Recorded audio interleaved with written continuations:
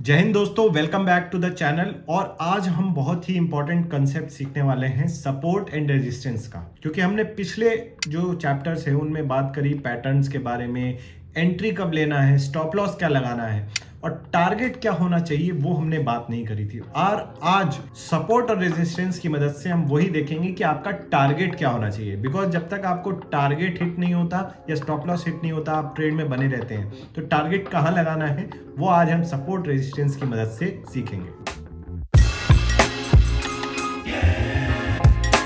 तो ये support resistance होता क्या है? कुछ नहीं होता, एक जोन होता है जहां पे एक्सेस सप्लाई या एक्सेस बाइंग आती है। अब क्या मतलब है इसका? रेजिस्टेंस की अगर हम बात करें तो रेजिस्टेंस लेवल हमेशा करंट मार्केट लेवल, यानी जहां पे अभी आपका स्टॉक या इंडेक्स है उसके ऊपर ही होगा, क्योंकि रेजिस्टेंस जोन वो जोन है जहां पे जाके बहुत सेलिंग आ जाती है और प्राइस उसके ऊपर जाने के काबिल नहीं होता। यानी कि रेजिस्टेंस मतलब आपको ऊपर जाने से कोई रोक रहा है, तो वही जोन होता है। और उस जोन में आपको जो है आके सेलर्स, बेयर्स जो हैं हावी हो जाते हैं और वो प्राइस को ऊपर नहीं चढ़ने देते। और ऐसा सपोर्ट क्या होता है? सपोर्ट के केस में उल्टा होता है। सपोर्ट के केस में ऐसा होगा कि प्राइस जो है नीचे नहीं जा पा रहा है, उसके वहां से रिवर्सल आ जाता है। अगर हम इस चार्ट पे देखें, बहुत आराम से आपको समझ में आएगा। देखिए, जब भी प्राइस यहां इस जोन में आता है तो वहां से फिर रिवर्सल आ जाता है, फिर दोबारा यहां पे इस जोन में आया, फिर रिवर्सल आया, फिर इस जोन में आया, फिर रिवर्सल आया। तो ये एक सपोर्ट जोन हो गया। और ध्यान देने की बात यहां पे, सपोर्ट और रेजिस्टेंस कोई एक पर्टिकुलर पॉइंट नहीं होता है चार्ट पे, या लाइन नहीं होती है जैसे लोग अक्सर बनाते हैं। It is always a zone, कि ये जोन है जिसमें एक्स्ट्रा बाइंग हो जाती है, मतलब बायर्स बुल्स एक्टिवेट हो जाते हैं। या फिर अगर हम यहां पे देखें तो ये जैसे एरिया आपको नजर आ रहा है, दोनों ही सपोर्ट और रेजिस्टेंस मार्क्ड हैं।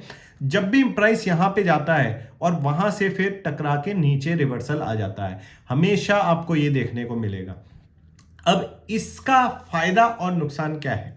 फायदा की बात करें तो ट्रेडर्स के लिए एक बहुत ही इंपॉर्टेंट यहां से एक जो की क्राइटेरिया निकल के आता है वो हो जाता है टारगेट। इस अगर हम चार्ट की बात करें, आप खुद देखिए, आपको कुछ पैटर्न्स इसमें नजर आ रहे हैं। मैं आपको बताता हूं एक पैटर्न जो हमने अभी रिसेंटली प्रीवियस वीडियो में देखा था, जो हमने बात करी थी मॉर्निंग स्टार की। क्या होता है? डाउन ट्रेंड चल रहा है और वहां पे एक रेड कैंडल बनी, फिर एक डोजी कैंडल बनी और उसके बाद नेक्स्ट जो है कैंडल आपकी बढ़िया ग्रीन कैंडल एक बन के आई। यहां पे आप कहीं ट्रेड लेंगे। अब आपको मालूम है कि मेरा स्टॉप लॉस जो है वो सपोर्ट जोन के आसपास आपका होना चाहिए। मतलब यहां पे अगर हम बात करें तो लोवेस्ट लो अगर इसका लें तो हालांकि ये हो जाएगा, बट हम इसका लो ले सकते हैं डोजी का, वो हमारा हो जाएगा स्टॉप लॉस। और वहां से फिर हमारा टारगेट क्या होगा? और टारगेट यहां पे आराम से निकाला जा सकता है कि ये जो हमने रेजिस्टेंस जोन मार्क किया है कि जहां पे जाके ये वापस आ जाता है हमेशा, तो ये आपका एक टारगेट हो जाता है। तो और इस तरह से आप अपने टारगेट और स्टॉप लॉस रेजिस्टेंस और सपोर्ट की मदद से निकाल सकते हैं और कॉन्फिडेंट हो सकते हैं अपने ट्रेड में। भैया आप यहां पे ट्रेड लेते, आराम से आपका स्टॉप लॉस यहां इसका लो हो जाता, सपोर्ट जोन में है, और उसके बाद जो है आपका रेजिस्टेंस हो जाता है ये एरिया, और यहां पे आप अपना प्रॉफिट बुक कर लेते और नेक्स्ट डे इस चीज से बच जाते। तो ये इस तरह से आपको अपने सपोर्ट और रेजिस्टेंस की मदद से अपने टारगेट को सेट करना है। अब इसको आपको बनाना कैसे? तो स्टेप 1 है कि आप अपने पॉइंट्स लोड कर लीजिए। जैसे यहाँ पे पॉइंट्स लोड किए हुए हैं, और अगर हम वापस अपने एग्जाम्पल पे देखें तो यहाँ पे हमने पॉइंट्स देख लिए कि भाई यहाँ जाके और नीचे सपोर्ट्स में यहाँ पे जाके कहीं बाइंग और सेलिंग एक्सेसिव आ जाती है।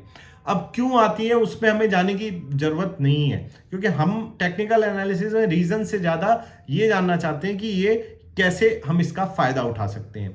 हो सकता है वहां पे इंस्टीट्यूशनल बायर्स को लगता हो कि ये एक अच्छा बाइंग है, वैल्यू आ रही है स्टॉक में और यहां पे हमें खरीद लेना चाहिए। या फिर वो एक राउंड लेवल हो सकता है, जैसे 1500 2000 ऐसे लेवल्स पे लोग जनरली खरीदना पसंद करते हैं, वो हो सकता है। बट रीजन कुछ भी हो, हमें उससे मतलब नहीं है। हमें ये जो पॉइंट्स हैं ये आइडेंटिफाई करने हैं।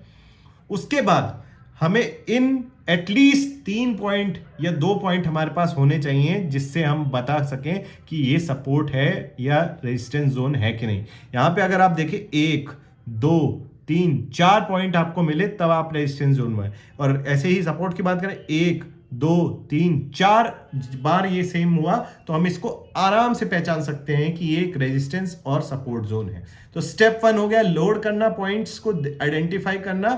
सेकेंड स्टेप हो गया एटलीस्ट 3 प्राइस एक्शन जोन, जैसे हमने यहां पे देखा 1 2 3, 1 2 3 प्राइस एक्शन जोन्स को आइडेंटिफाई करना और उसके बाद जो है इनको जोड़ देना, अलाइन करना बेसिकली एक लाइन से या फिर इस तरह से कि भाई इनको आप जोड़ के नेक्स्ट जो फ्यूचर में आएगा तो आपको पता चल जाएगा कि यहां पे सपोर्ट या रेजिस्टेंस है। इनको आपको अलाइन करके फिर अपना जो है हॉरिजॉन्टल लाइन लगा के वहां पे आप अपने स्टॉप लॉस और टारगेट में और कॉन्फिडेंट हो सकते हैं। अब रिलायबिलिटी कितनी है? रिलायबिलिटी क्या है? बेसिकली रिलायबिलिटी से कहने का क्या मतलब है रेजिस्टेंस और सपोर्ट का, कि भाई ये हमेशा क्या ये एक्ट ऐसे ही करेगा, रेजिस्टेंस की तरह, सपोर्ट की तरह? ऐसा जरूरी नहीं है। जैसे आप यहां पे देख सकते हैं, यहां पे क्या हुआ, सपोर्ट जोन को तोड़ा और ब्रेकडाउन आ गया और मार्केट वहां नीचे चलेगा। हालांकि वापस आप आया, लेकिन आप हमेशा ऐसा ही होगा जरूरी नहीं है। सेम अगर इस केस में ये ऊपर तोड़ के, जैसे आप नेक्स्ट आप देख सकते हैं, हालांकि उतना विजिबल नहीं है, तोड़ के ऊपर चला जाता है तो उसको ब्रेकआउट बोलते हैं। जब कोई भी चार्ट में आपको सपोर्ट या रेजिस्टेंस टूटते हुए नजर आए तो उसमें आपको अपनी एग्जिस्टिंग ट्रेड से तुरंत निकल जाना चाहिए, क्योंकि थीसिस चेंज हो गया है। रेजिस्टेंस आगे हो सकता है, अब ऊपर नया लगेगा या नीचे सपोर्ट नया लगेगा। आपको हमेशा ये ध्यान देना है कि ब्रेकआउट और ब्रेकडाउन जब होता है, ब्रेकआउट का क्या मतलब, रेजिस्टेंस तोड़ के ऊपर चला गया, ब्रेकडाउन कब, जब सपोर्ट तोड़ के नीचे चला गया। तो फिर जरूरी नहीं है कि वो आपके जो पॉइंट्स आपने बनाए थे वो अब आगे चल के वैलिड होंगे। आपको नए सपोर्ट और नए रेजिस्टेंस हालांकि मिल जाएंगे। यहां पे बस मान्यता यह है कि history tends to repeat itself, कि पहले ऐसा हुआ था तो मोस्ट प्रोबेबली नेक्स्ट ऐसा हो सकता है। और ये टाइम टेस्टेड जोन्स हैं कि यहां पे पहले भी ऐसा हुआ था और प्रोबेबली नेक्स्ट ऐसा होगा, जरूरी नहीं है। इसीलिए ट्रेडिंग जो मोर ऑफ एन आर्ट है, नॉट एस एग्जैक्ट साइंस, कि ऐसा जरूरी ही है, फैक्ट नहीं होता है। बट अगर आप मैक्सिमम नंबर, प्रोबेबिलिटी का खेल है, अगर आप 66% भी करेक्ट होते हैं तो आप बहुत ही सक्सेसफुल ट्रेडर बन सकते हैं। अंत में क्या एक ट्रेडर के लिए इंपॉर्टेंट हो जाता है, ऑप्टिमाइजेशन और चेकलिस्ट। ऑप्टिमाइजेशन से क्या मतलब है कि भाई आपको, जैसे हमने बात करी थी यहाँ पे, कि आपको ये पैटर्न नजर आया, पहला कॉन्फर्मेशन, सपोर्ट में आपका जो है स्टॉप लॉस आ रहा है ऑलमोस्ट, ये कंफर्मेशन, टारगेट आपको समझ में आ रहा है कि यहां पे रेजिस्टेंस है, ये कंफर्मेशन।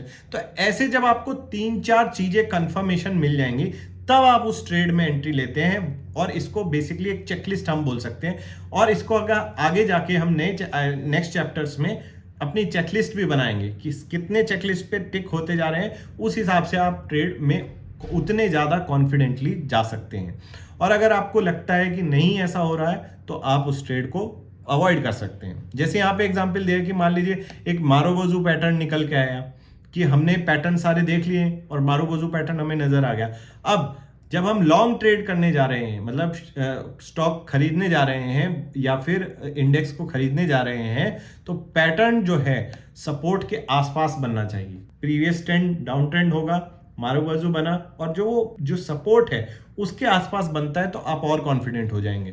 शॉर्ट ट्रेड लेने जा रहे हैं तो हाई जो है पैटर्न का, जहां पे वो स्टॉप लॉस होगा आप हाईएस्ट हाई, वो एक रेजिस्टेंस के आसपास होना चाहिए। तो रेजिस्टेंस जोन में होगा या सपोर्ट जोन में होगा स्टॉप लॉस आपका, तो आप और कॉन्फिडेंट हो जाएंगे कि भैया अब तो यहाँ बात बन गई, अच्छी ट्रेड हम यहाँ पे एंट्री ले सकते हैं। और सिमिलरली आपके टारगेट भी वेल डिफाइंड रहेंगे। अब ऐसी और चेकलिस्ट में कुछ एंट्रीज होंगी, 5-6 एंट्रीज हम करेंगे, और वो अगले आने वाले चैप्टर्स में हम देखेंगे कि क्या क्या चेकलिस्ट में, और हो सकता है उसमें अलग अलग पॉइंट्स को जो है तवज्जो ज्यादा दी जाएगी, तो वो आगे आने वाले चैप्टर में देखेंगे।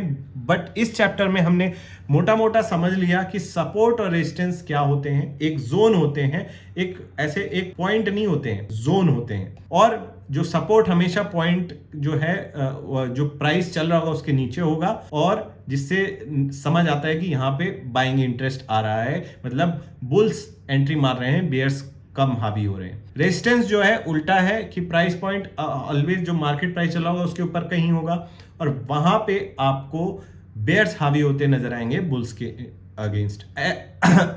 सपोर्ट्स और रेजिस्टेंस को आइडेंटिफाई करने का हमने तरीका सीख लिया कि भाई पॉइंट्स देखिए, प्राइस एक्शन जोन देखिए, जहां जहां पे आपको लग रहा है कि नजर आ रहा है कि यहां से रिवर्सल होता है पिछले कई बार, और उन पॉइंट्स के बीच में थोड़ा सा गैप होना चाहिए, यानी कि एक ही दिन में आप सब हो रहा है। हमेशा डेली या वीकली चार्ट्स पे या फिर लॉन्ग टर्म अगर आप स्विंग ट्रेडिंग वगैरह करते हैं तो मंथली चार्ट पे आपको देखना चाहिए कि यहाँ पे आपके सपोर्ट या रेजिस्टेंस जोन बनते नजर आ रहे हैं, और 3 पॉइंट्स ऐसे ढूंढ के उस पे आप एक हॉरिजॉन्टल लाइन जोन बना सकते हैं। सपोर्ट और रेजिस्टेंस की मदद से साथ में पैटर्न का यूटिलाइज करते हुए अपने स्टॉप लॉस और टारगेट को हम डिफाइन कर सकते हैं, और इमीडिएट टारगेट हमें समझ आ जाएगा और इमीडिएट हमारा स्टॉप लॉस जो सपोर्ट के आसपास या फिर in case shorting of a trade तो उसमें आपके रेजिस्टेंस के आसपास आपका स्टॉप लॉस हो जाएगा। चेकलिस्ट पे बहुत ज्यादा ध्यान देना है, आगे आने वाले चैप्टर्स में हम वही देखेंगे, तो आगे